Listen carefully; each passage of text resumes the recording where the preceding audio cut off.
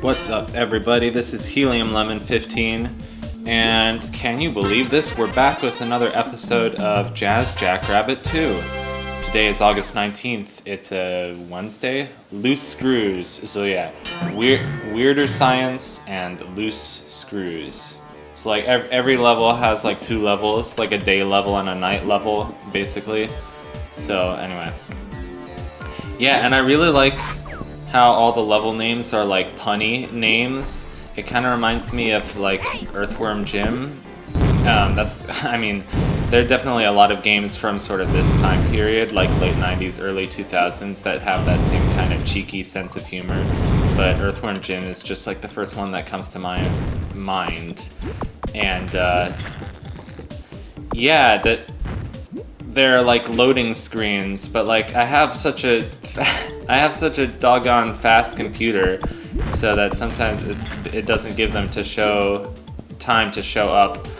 Also, yeah, this game doesn't really like work when it's in windowed mode. So I installed it again. I have a new computer, and that's a whole nother story.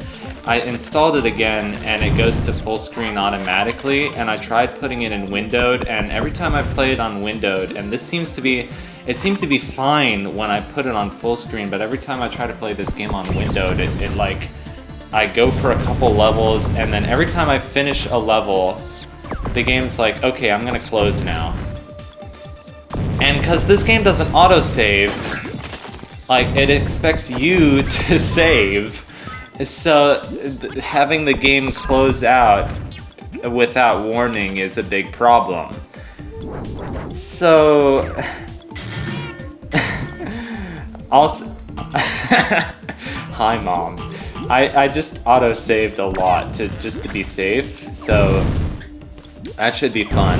A lot of my auto-save, or a lot of my save names are just dumb. Hopefully I'll have time to explain all of them. Ah yes, the hoverboard section. I've always hated this section of the level just because the hoverboard is so slow. But it's like, I think you can hold the jump button sometimes and you go a little faster when you're going up, but I think you're supposed to hold the run button. Which I told you, I played this game, I nearly beat this game like twice without knowing there was a run button. Although the run button helped me get past the final boss a lot more easily there. Yes. Going through this pipe extremely slowly.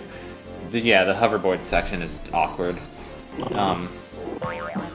But yeah, like I said, it's kind of Sonic style. It's kind of like run and gun, fast as hell. Like, if you don't know that about this game already, like, I'm kind of trying to point that out. And here's a section of the level where there's like a little TV, so if we shoot the TV, it gives us the option to switch to Spaz, which, like, you can actually do the whole campaign as Spaz. He just has a different move set. Like, he has a double jump, and then instead of Jazz's high jump, what he'll do is he'll do like a forward dash.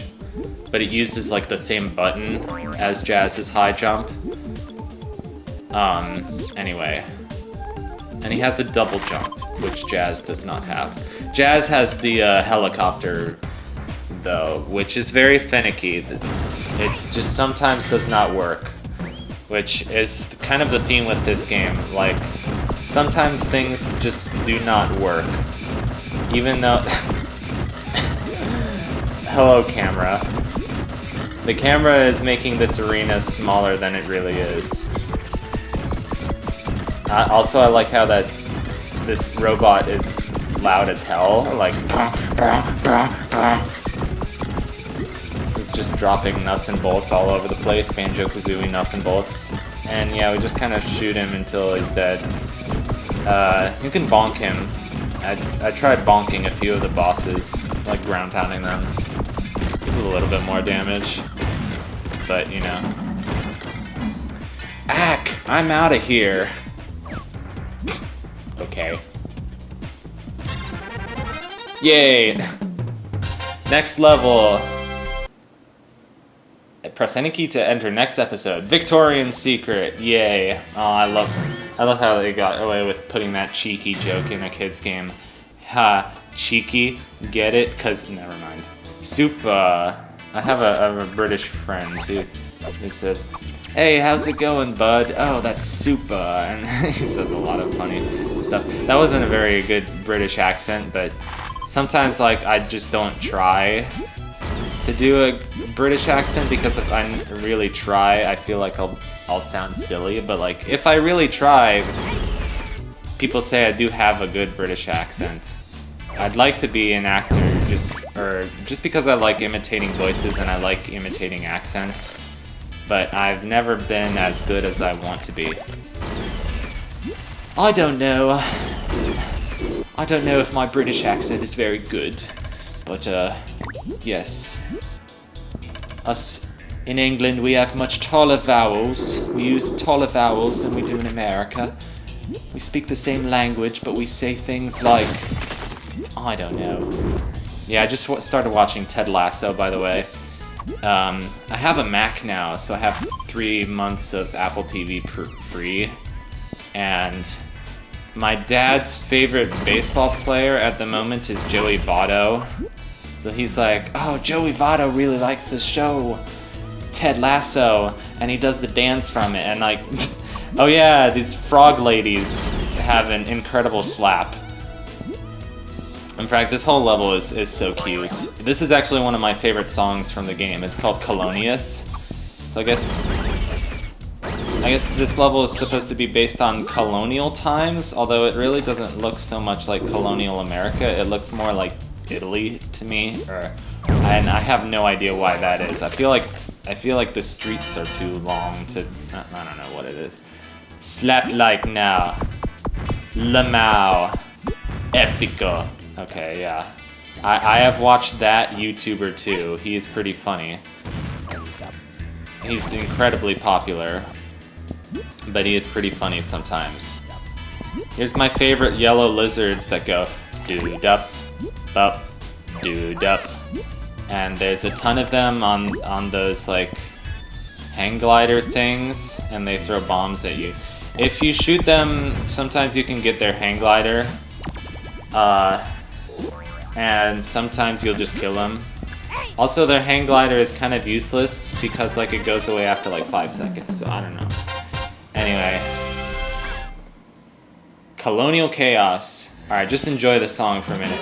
Also enjoy how crazy the sky looks on this level because of the Mode 7 stuff that's going on. I freaking love the sky in this level. It looks insane. Like, look at that. We haven't even gotten to the drugs level, and it already looks like drugs.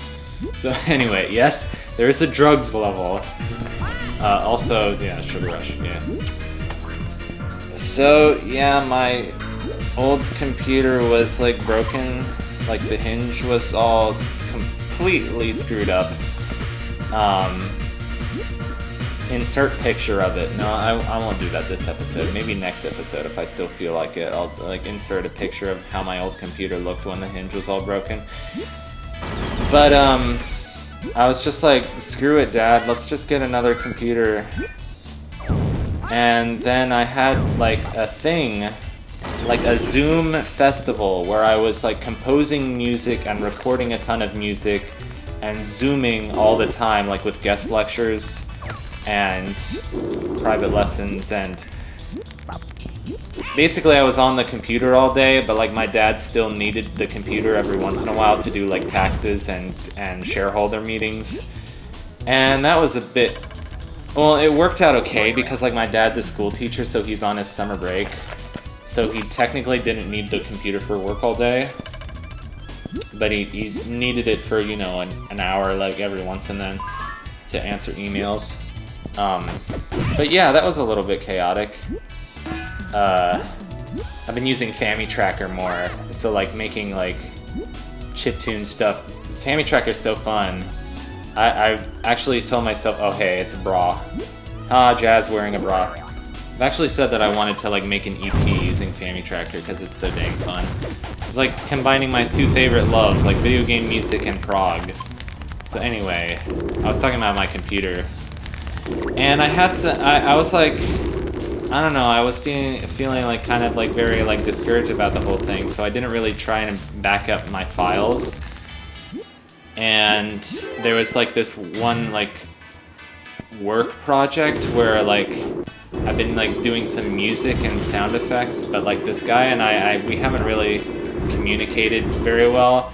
And like I'm not sure if I like the project that much, but anyway, it was fun, especially because it was done. And he was like, "Oh, can I have those sounds that you made?" And I'm like, "Well, dang it, they're on the old computer." And I was like, "Well, shoot, like the job's not gonna get finished if he doesn't have them." Which I could have swore I sent them to. I didn't send. It's a complicated story. Because I sent him a draft of the video with the sounds edited in, but he wants to like edit them in himself, so I don't know what that's all about. But Best Buy and Geek Squad, they're not the best. And like, when a computer's broken, like, United States of America is like one big country, right? If a computer is broken and you send it into the Geek Squad, they send it to some place in Kentucky. And like, no matter what, like if you want it back, you have to get it back from Kentucky. That's like 2 days on a bus, man. So anyway, we had this whole big like, at first we weren't sure they were gonna send it back, and I thought they could just maybe send it to me on a flash drive, but no. We got him to like cancel fixing it, and like, they didn't really fix it anyway, because like, the damage was like, I think like outweighed the cost of the computer or whatever, and so we were like, let's just screw it. Like, I've had that computer for 4 years anyway, let's just get a nice fancy new one.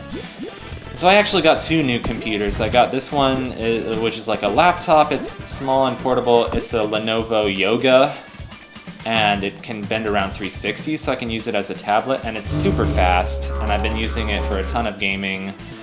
And I also have an iMac, which I'm planning to use for like Logic, Final Cut, and a little bit of gaming. It has a huge screen, and I've been playing Freedom Finger on it, which is a ton of fun. That game looks amazing on a big screen. So yeah, I think I'm done with that rant. This is Purple Haze Maze. It's basically like Alice in Wonderland meets Jimi Hendrix in like the 60s.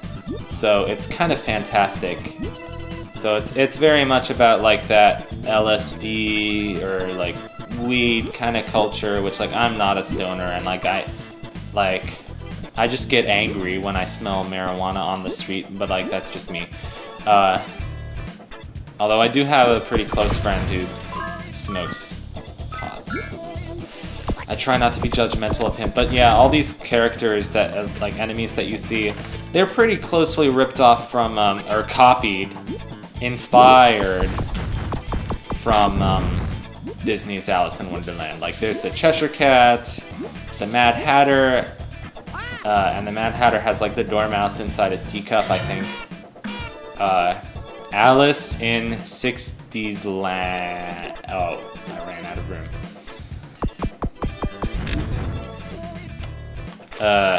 But yeah, this level is so funky. Yeah, and these caterpillars with the fro are great. Bummer, dude. What did I die to? I think I, like... Oh, hello. Can I not shoot the wall? Yes, you can shoot the wall, just the collision was dumb. This game has all kinds of problems with weird collision. And hitting spikes that you can't see. Also getting stuck in walls. Like, I hope we get stuck in the wall a few times, but like that's just kind of a regular thing that happens with this game. It's kind of fun. This Mode 7 background is beautiful, like these mountains and these piano keyboards. It actually reminds me a little bit of Dragon Tales. I don't know why, but didn't that show have mountains in it or something? I used to watch that show a lot when I was a kid. Yeah, and I have not made episodes for a while because like I was teaching at camp, And then I came back home for like literally one day, and then my parents and I went on like a little vacation in the Adirondacks in upstate New York, and we did a bunch of stuff around there. So it was some nature and some like more tourist traps, and that whole like area is a lot of tourist traps sort of things. But some towns are smaller and they're less so. A lot of towns up there, you know, it's not just like a wilderness, and it never really felt like a wilderness, even though they're always talking about like, oh, the Adirondacks are so wild. I mean, yeah, they're more impressive mountains than the Catskills or whatever. And also the Adirondacks, like, I don't think they're a state park. They're like a national, I don't even know what they're classified as, but they're bigger than most of America's national parks. Anyway, bye.